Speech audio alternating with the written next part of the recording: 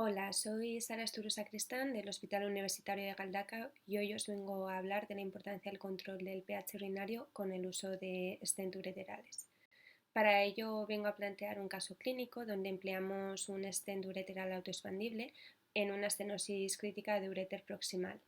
enfatizando la importancia que tiene mantener un pH urinario correcto entre 6 y 7 para que el stent pueda funcionar de forma correcta. Para ello empleamos tanto un lead control pH meter, con el cual conseguimos que el paciente además se haga más proactivo en su propia enfermedad, pudiendo controlar la posología desde su domicilio, y en este caso tuvimos que utilizar el lead control pH down para acidificar la orina. Así que me gustaría aprovechar la ocasión de introducir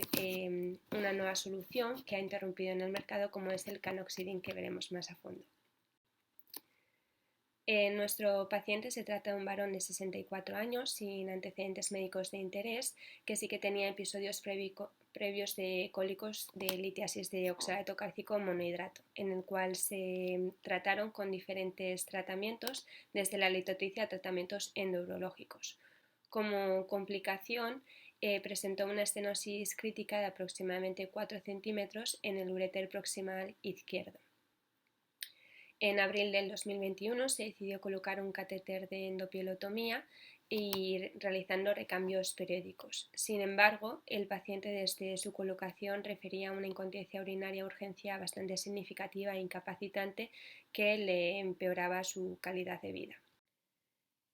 Es por ello por lo que se decidió realizar una batería de pruebas diagnósticas, entre las que destacan un sedimento de orina con un pH entre 6 y 6,5 en tratamiento alcalinizante, con pHs basales previos en torno a 5, una analítica de sangre que no mostraba ningún tipo de alteración, con una función renal normal, una radiografía que se puede ver en la imagen adjunta, donde se ve el catéter de endopielotomía correctamente colocado, y un TAC donde escribían un riñón izquierdo de tamaño y morfología normal, donde existía una dilatación de la pelvis hasta 4 centímetros en su diámetro anteroposterior, que llegaba hasta el uréter lumbar, donde había un afilamiento extenso hasta prácticamente su inserción en la unión ureterovesical sin ninguna causa obstructiva visible. Ante la persistencia de la estenosis crítica de 4 centímetros en el uréter proximal y un discreto empeoramiento de los niveles de creatinina con un filtrado glomerular conservado, la persistencia de hidronefrosis en las pruebas de imagen y sobre todo el reclamo del paciente de que persistía con una incontinencia urinaria de urgencia grave e incapacitante, se decidió proponerle colocar un stent autoexpandible. El tratamiento se realizó en quirófano bajo una profilaxis antibiótica perioperatoria con anestesia general y en posición de litotomía. Se realizó una cistoscopia arreglada previa, se realizó el catéter de endopielotomía que llevaba y se realizó una pilografía para identificar la estenosis previamente descrita. Se realizó una dilatación con balón de alta presión y posteriormente se colocó el stent ureteral Allium de 30 French de 120 milímetros de longitud, donde se puede ver cómo se expandió en la tercera imagen y una visión neurológica de la misma en la cuarta imagen. El paciente estuvo 24 horas ingresado en plata con una buena evolución, toleró desde un primer momento correctamente el stent y se realizó por protocolo una analítica sanguínea y una radiografía que no mostraron ningún tipo de alteración, y en la radiografía se veía que el stent estaba correctamente posicionado y expandido. El seguimiento en consultas externas, al de un mes, se vio que presentaba un pH de 7 y se instruyó al paciente en el uso del lead control pH meter para que él mismo pudiera hacer cuantificaciones de su pH urinario y en función de eso variar la posología del tratamiento que se le instauró, que fue el lead control pH down. Al de 11 meses de la cirugía presentaba una ligera calcificación en el extremo proximal que se pudo ver por una radiografía, presentando unos pHs urinarios por encima de 7, por lo que se ajustó de nuevo la posología del tratamiento, y al de 14 meses se vio que esa calcificación había desaparecido y mantenía un pH en torno a 6,5. Tras 16 meses, el paciente presenta una buena tolerancia al stent, no presenta incontinencia urinaria de urgencia, tiene un pH en torno a 6-7 con el tratamiento instaurado y se ha disminuido discretamente la lactasia, como en los escáneres de controles, y se ve que el stent está bien expandido con dos pequeñas calcificaciones tanto en el extremo proximal como en el extremo distal, como se pueden ver en la reconstrucción en 3D añadida a la presentación. En nuestro medio cada vez son más habituales las intervenciones neurológicas y por ende también ha aumentado la tasa de prevalencia de las estenosis ureterales. Estas pueden ser secundarias a procesos benignos como son las litiasis, la fibrosis retroperitoneal y las lesiones iatrogénicas, o como secundarias a procesos malignos como pueden ser los tumores retroperitoneales, los ginecológicos, los de próstata, los de colon, entre otras cosas. Su morbimortalidad aumenta cuando van asociados a un deterioro de la función renal secundaria a la obstrucción de la unidad renal afectada. En estos casos, el tratamiento más empleado en nuestro medio suele ser la colocación de un doble J, pero sí que existen otras alternativas como la ureterotomía, la ureterolisis, la dilatación con un balón de alta presión, insertar un catéter metálico o poner un catéter de forma permanente. También se pueden emplear otras técnicas como las técnicas de reconstrucción, que sí que son cirugías quizás de mayor complejidad, donde podemos hacer desde una resección de la estenosis, hacer una anastomosis termino-terminal como una ureteroneociostostomía, una transuretero-ureterostomía y una piloplastia en el caso de las estenosis más proximales.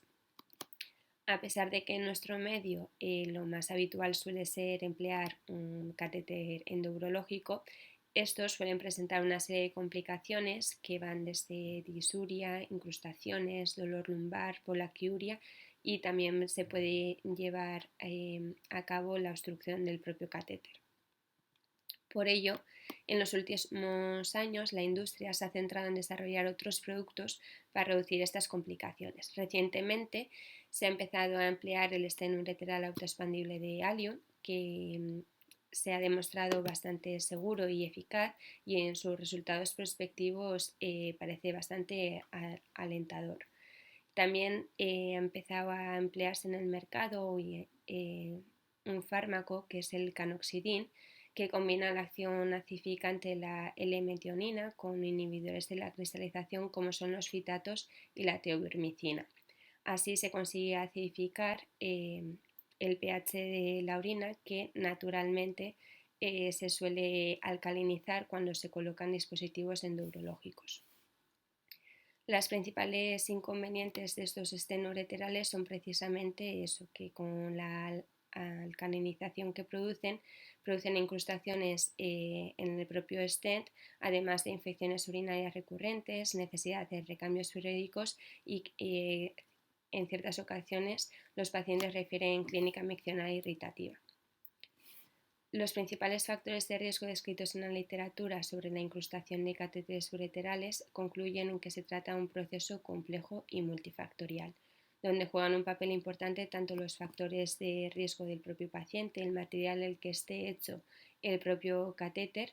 la formación de biofilms y la incrustación del stent se ve catalizada por la presencia de organismos productores de ureasa, como pueden ser el proteus o las pseudomonas, quienes escinden la urea en amoníaco, elevando el pH de la orina y produciendo la precipitación de estrúbita en la superficie del catéter. Por lo tanto, una de las opciones descritas en la literatura para favorecer la prevención de las incrustaciones en los stents, de larga duración sobre todo, es mantener un pH urinario entre 6 y 7.